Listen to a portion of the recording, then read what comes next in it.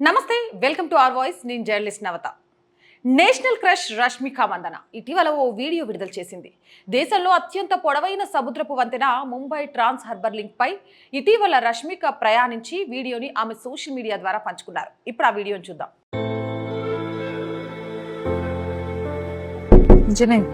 बाहर देख क्या दिख रहा है? If you still just seeing a sea bridge, then knock, open your eyes, bro. Mumbai Trans Harbour Link, Bharat's longest ever sea bridge, 22 kilometers long, 6 lanes. It cuts 2 hours journey to just 20 minutes. Unbelievable, ना?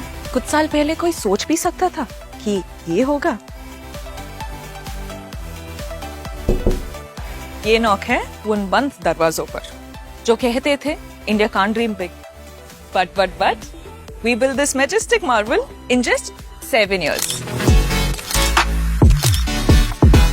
अटल सेतु ने ना future के door पे ऐसे जोर से knock किया है कि विकसित भारत के रास्ते ही खुल गया है. Atal Setu is not just a bridge. ये गारंटी है हमारे यंग भारत की. Our nation is unstoppable now. ऐसे hundreds of Atal Setus बनाने हैं. Wake up and vote for development.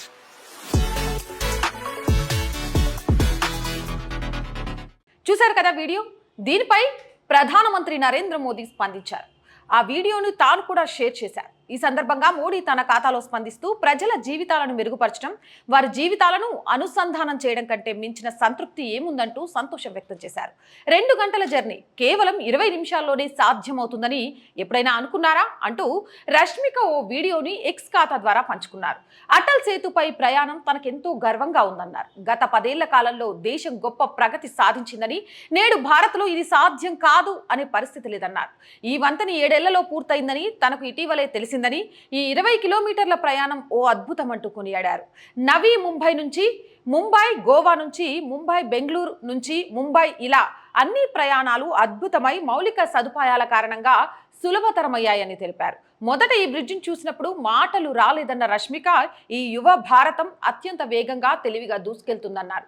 ఈ సమయంలో మనం అభివృద్ధికి ఓటు వేయాలని రష్మిక పిలుపునిచ్చారు. దీనితో ఒక్కసారిగా కాంగ్రెస్ పార్టీ కంగు తిన్నట్టున్నది. ఎందుకంటే మేము అభివృద్ధి చేశామని చెప్పుకోవడమే కానీ కాంగ్రెస్ పార్టీ హయాంలో ఈ అభివృద్ధి జరిగింది అనుకుంటూ ఇప్పటి వరకు కూడా ఎవ్వరూ మీడియా ముఖంగా బయటకు వచ్చి చెప్పింది లేదు. అటు సెలబ్రిటీల నుంచి మొదలేస్తే ఇప్పుడు సొంత పార్టీ నేతలు కూడా, ఇక ఆ పార్టీ నేతలు పార్టీని వీడిపోతుంటే ఏం చెప్పాలో అర్థం కాని స్థితిలో అయోమయంగా కాంగ్రెస్ ఉంది. ఈ నేపథ్యంలో ఒక్కొక్కరుగా సెలబ్రిటీలు నరేంద్ర మోదీకి, బీజేపీకి హ్యాట్స్ ఆఫ్ చెప్పడంతో పాటు ఇలా ఎక్స్ వేదికగా పంచుకోవడంతో కాంగ్రెస్కి వెలిక్కాయ పడ్డట్టయితే మోదీ అభివృద్ధి చిహ్నంగానే ముందుకెళ్ళాలి అనే విషయాన్ని చాలా క్లియర్గా ఎక్స్ప్రెస్ చేస్తున్న విషయం తెలుస్తోంది. అయితే ముంబై ట్రాన్స్ హార్బర్ లింక్ని జనవరిలో ప్రధాని నరేంద్ర మోదీ ప్రారంభించారు. ఈ విషయం మనందరికీ తెలుసు.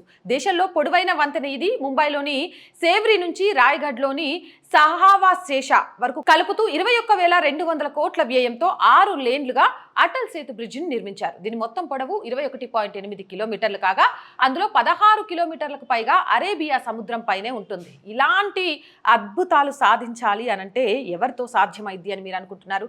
రష్మిక కామెంట్ పై మీ అభిప్రాయం ఏంటి? కామెంట్ సెక్షన్లో తెలియజేయండి. మోర్ వీడియోస్ కోసం మన ఛానల్ వెంటనే సబ్స్క్రైబ్ చేయండి. వీడియో నచ్చిందా? లైక్ చేయండి, షేర్ చేయండి అండ్ సపోర్ట్ చేయండి.